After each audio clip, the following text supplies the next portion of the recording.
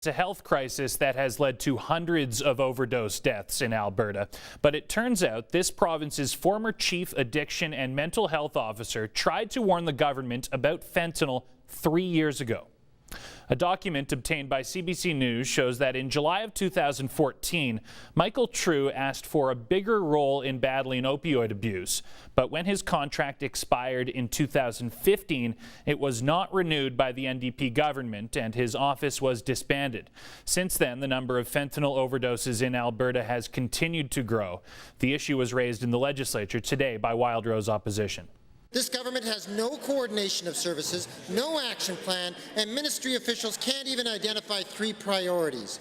How many Albertans have to die before you'll stop being part of the problem, declare a public health emergency, and table a comprehensive action plan to address it? Albertans want to know that their government is responding to the overdose crisis as a top priority. We are. We've expanded access to the take-home naloxone kit program. We're expanding access to treatment such as opioid replacement therapies, and we are doing everything that we can to support the opening of supervised consumption services in our province. My next guest has been calling for a public health emergency to be declared in Alberta. Dr. Hakique Virani is a public health and addiction specialist at the University of Alberta. He works on the front lines of the fentanyl crisis, and he joins us via Skype. So what do you think when you hear that calls for action in 2014 weren't acted on? Yeah, that's not a surprise, and the calls have been coming since long before that. I myself wrote to the Minister of Health in 2008 in a different government, to express my concerns about a growing number of people who are addicted to prescription opioids and the need for access to evidence-based treatment for those people. Again, in 2009 to 2011, the Chief Public Health Officer or the Chief Medical Officer of Health issued a report about the same problem. We saw in 2014, 2015, our Coalition on Prescription Drug Misuse that was co-chaired by the RCMP and the College of Physicians and Surgeons asked the government to prioritize access to treatment for opioid addiction. I wrote to the Minister of Health in 2013 expressing my concern about an increase in bootleg fentanyls and mortality associated with opioid addiction. As well with the last Minister of Health, Stephen Mandel, who to his credit approved take-home naloxone programs. But I think the point is that there's a tendency to blame the government of the day for a poor showing of public health in responding to this problem. But the problem is that our public health infrastructure just cannot mobilize fast enough for an emerging crisis. And this hazard happens to be one that's extremely toxic. And the manifestation of the failure of public health is that lots and lots of people are dying. So the warnings go back years. How far behind are we here in Alberta on treating this?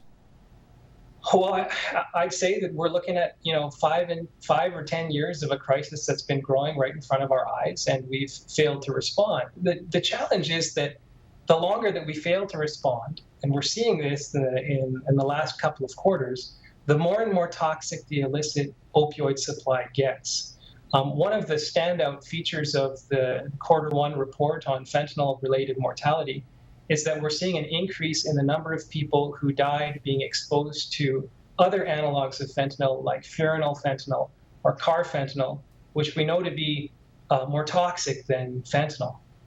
So the longer that we take to respond in a bold fashion, the more difficult it gets for us to respond effectively. Now, you say the province should declare a public health emergency. How would that help?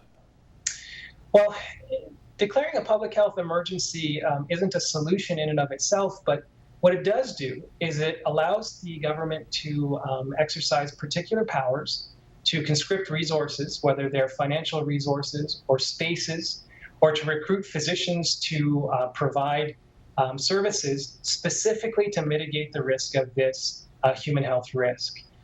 We've seen in other jurisdictions that there's been a movement towards what we call treatment on demand.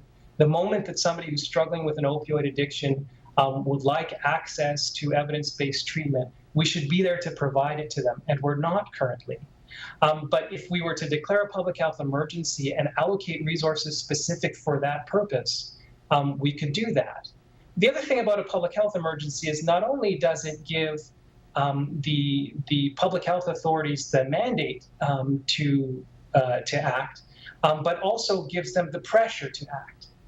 And so if you've declared that you are supposed to respond to this in an emergent fashion, then you better respond to it in a way that reflects the extent of the emergency. Now, the death toll from fentanyl overdoses continues to rise here in Alberta. What are you seeing out there on the front lines in Edmonton and here in Calgary? I think, the things that are most striking continue to be the same, that the people who are struggling with this problem come from every single demographic. There are neighbors and friends and relatives. That the likelihood of mortality when using the current supply of illicit opioids is greater than we've ever seen before. That people feel hopeless oftentimes to try and find their way out of this problem.